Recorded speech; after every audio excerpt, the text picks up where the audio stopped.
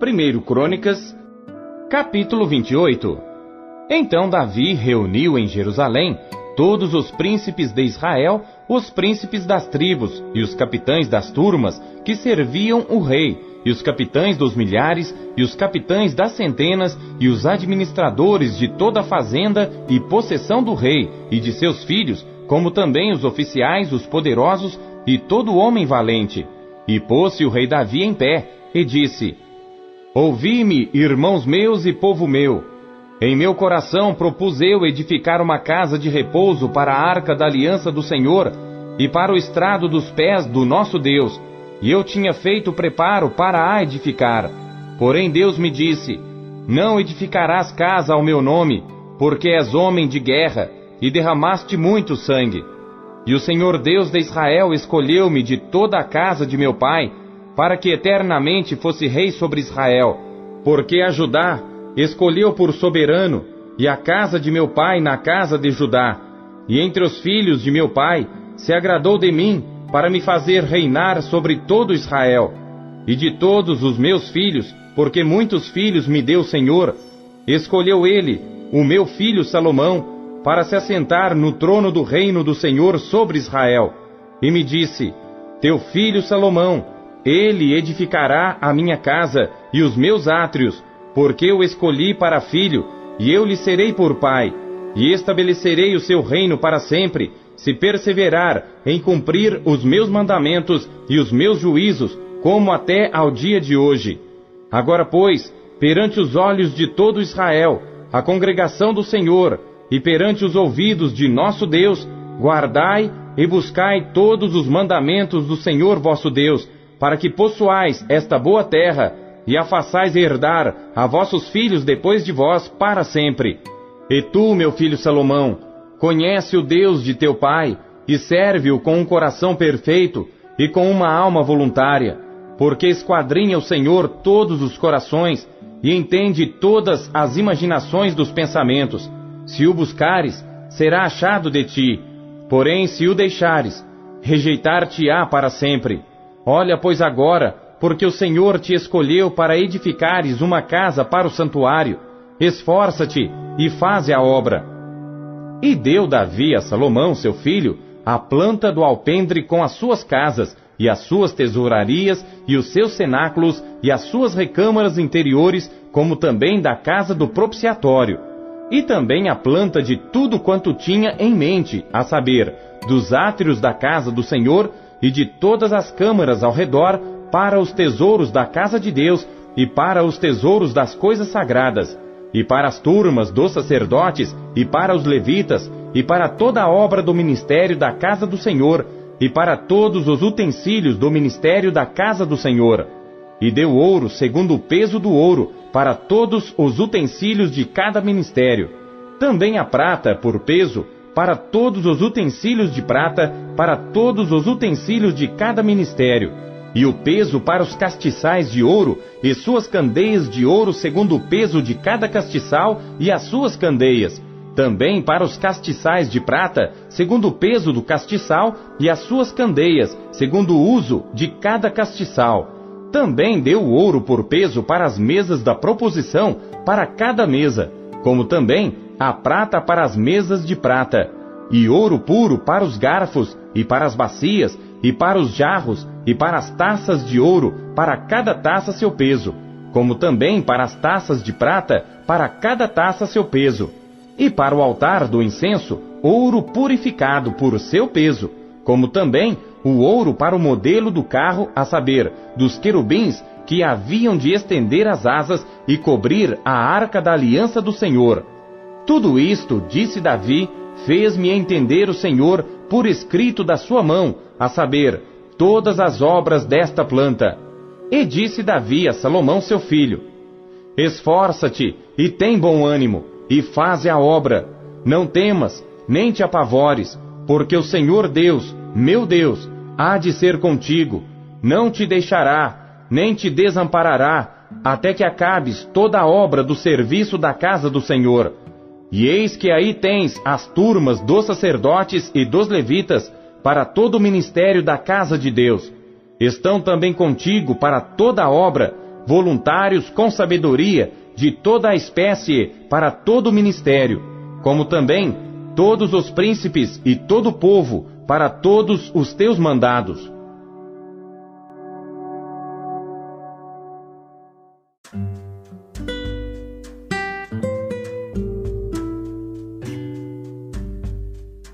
Segunda Pedro.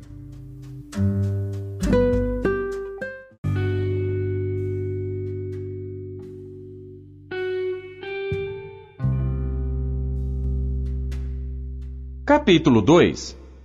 E também houve entre o povo falsos profetas, como entre vós haverá também falsos doutores, que introduzirão encobertamente heresias de perdição e negarão o Senhor que os resgatou, trazendo sobre si mesmos repentina perdição.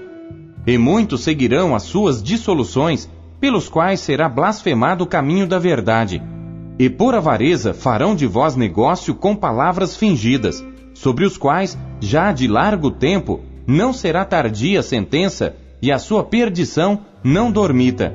Porque se Deus não perdoou aos anjos que pecaram, mas havendo-os lançado no inferno, os entregou às cadeias da escuridão, ficando reservados para o juízo, e não perdoou ao mundo antigo, mas guardou a Noé, pregoeiro da justiça, com mais 7 pessoas, ao trazer o dilúvio sobre o mundo dos ímpios, e condenou à destruição as cidades de Sodoma e Gomorra, reduzindo-as à cinza, e pondo-as para exemplo aos que vivessem impiamente, e livrou o justo Ló, enfadado da vida dissoluta dos homens abomináveis, porque este justo, habitando entre eles, afligia todos os dias a sua alma justa, vendo e ouvindo sobre as suas obras injustas.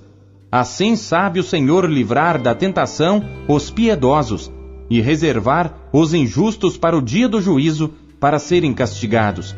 Mas principalmente aqueles que, segundo a carne, andam em concupiscências de imundícia e desprezam as autoridades, atrevidos, obstinados, não receando blasfemar das dignidades, enquanto os anjos, sendo maiores em força e poder, não pronunciam contra eles juízo blasfemo diante do Senhor. Mas estes, como animais irracionais, que seguem a natureza, feitos para serem presos e mortos, blasfemando do que não entendem, perecerão na sua corrupção, recebendo o galardão da injustiça. Pois que tais homens têm prazer nos deleites cotidianos, nódoas são eles e máculas, deleitando-se em seus enganos, quando se banqueteiam convosco, tendo os olhos cheios de adultério, e não cessando de pecar, engodando as almas inconstantes, tendo o coração exercitado na avareza, filhos de maldição, os quais, deixando o caminho direito, erraram seguindo o caminho de Balaão, filho de Beor, que amou o prêmio da injustiça, mas teve a repreensão da sua transgressão. O mudo jumento, falando com voz humana, impediu a loucura do profeta. Estes são fontes sem água, nuvens levadas pela força do vento, para os quais a escuridão das trevas eternamente se reserva, porque falando coisas muito arrogantes de vaidades, engodam com as concupiscências da carne e com dissoluções aqueles que se estavam afastando dos que andam em erro, prometendo-lhes liberdade, sendo eles mesmos servos da corrupção. Porque de quem alguém é vencido, do tal faz-se também servo. Porquanto, se depois de terem escapado das corrupções do mundo, pelo conhecimento do Senhor e Salvador Jesus Cristo, forem outra vez envolvidos nelas e vencidos, tornou-se-lhes o último estado pior do que o primeiro. Porque melhor lhes fora não conhecerem o caminho da justiça, do que conhecendo-o, desviarem-se do santo mandamento que lhes fora dado. Deste modo sobreveio-lhes o que por um verdadeiro provérbio se diz: o cão voltou ao seu próprio vômito, e a porca lavada ao espojadouro de lama.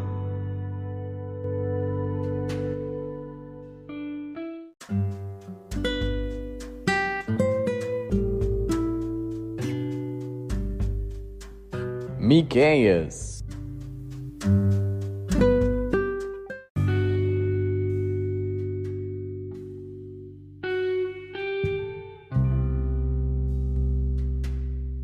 Capítulo 5. Agora, ajunta-te em tropas, ó filha de tropas. Por-se-á cerco contra nós. Ferirão com a vara na face ao juiz de Israel. E tu, Belém Efrata, posto que pequena, entre os milhares de Judá, de ti me sairá o que governará em Israel, e cujas saídas são desde os tempos antigos, desde os dias da eternidade. Portanto, os entregará até ao tempo em que a que está de parto tiver dado à luz. Então o restante de seus irmãos voltará aos filhos de Israel, e ele permanecerá e apacentará o povo na força do Senhor, na excelência do nome do Senhor seu Deus, e eles permanecerão, porque agora será engrandecido até os fins da terra. E este será a nossa paz, quando a Assíria vier à nossa terra, e quando pisar em nossos palácios, levantaremos contra ela 7 pastores e 8 príncipes dentre os homens. Esses consumirão a terra da Assíria à espada, e a terra de Nimrod nas suas entradas. Assim nos livrará da Assíria, quando vier à nossa terra, e quando calcar os nossos termos. E o remanescente de Jacó estará no meio de muitos povos, como orvalho da parte do Senhor, como chuvisco sobre a erva, que não espera pelo homem, nem aguarda a filhos de homens.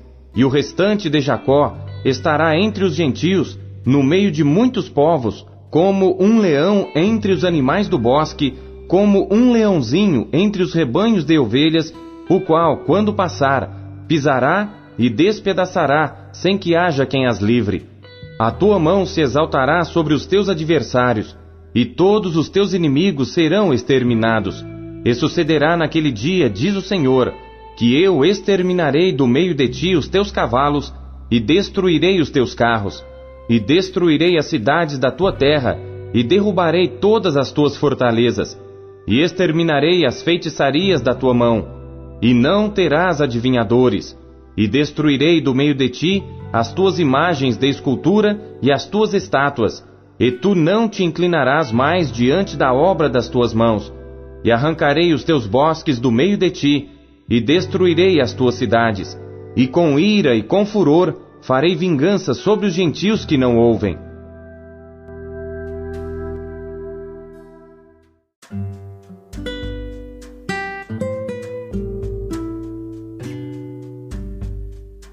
Lucas.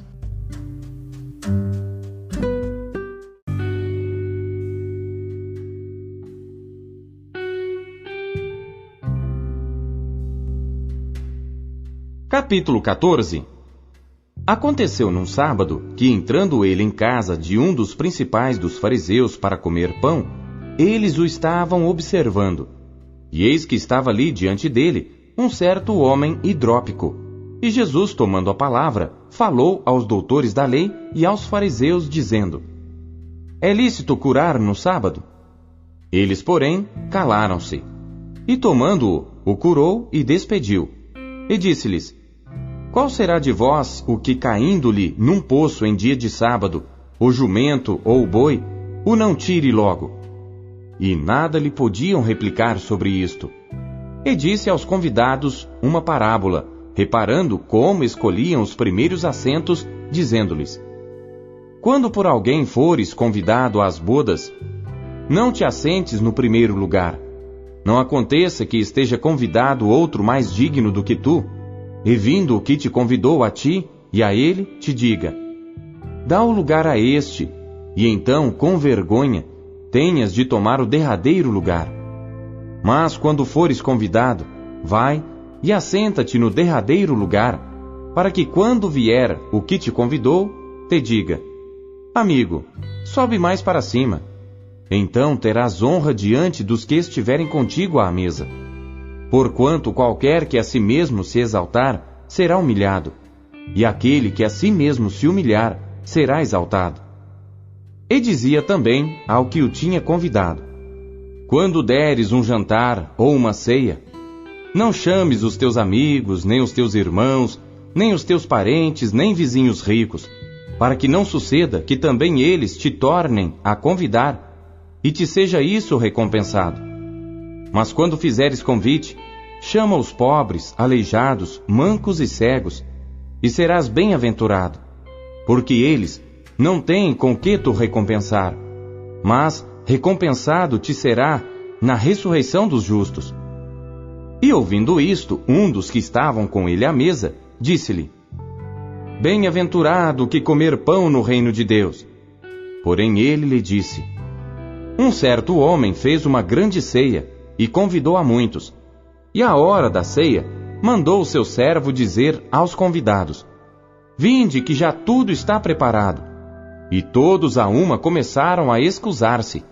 Disse-lhe o primeiro: Comprei um campo, e importa ir vê-lo. Rogo-te que me hajas por escusado. E outro disse: Comprei 5 juntas de bois, e vou experimentá-los. Rogo-te que me hajas por escusado. E outro disse: Casei, e portanto não posso ir. E voltando aquele servo, anunciou estas coisas ao seu senhor. Então o pai de família, indignado, disse ao seu servo: Sai depressa pelas ruas e bairros da cidade, e traze aqui os pobres e aleijados e mancos e cegos. E disse o servo: Senhor, feito está como mandaste, e ainda há lugar. E disse o senhor ao servo: Sai pelos caminhos e valados, e força-os a entrar, para que a minha casa se encha. Porque eu vos digo que nenhum daqueles homens que foram convidados provará a minha ceia. Ora, ia com ele uma grande multidão, e voltando-se, disse-lhe: Se alguém vier a mim, e não aborrecer a seu pai, e mãe, e mulher, e filhos, e irmãos e irmãs, e ainda também a sua própria vida, não pode ser meu discípulo. E qualquer que não levar a sua cruz, e não vier após mim, não pode ser meu discípulo. Pois qual de vós, querendo edificar uma torre, não se assenta primeiro a fazer as contas dos gastos, para ver se tem com que a acabar? Para que não aconteça que depois de haver posto os alicerces, e não a podendo acabar, todos os que a virem comecem a escarnecer dele, dizendo: Este homem começou a edificar e não pôde acabar. Ou qual é o rei que, indo à guerra a pelejar contra outro rei, não se assenta primeiro a tomar conselho sobre se com 10.000 pode sair ao encontro do que vem contra ele com 20.000?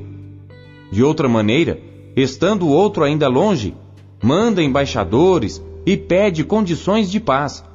Assim, pois, qualquer de vós que não renuncia a tudo quanto tem, não pode ser meu discípulo.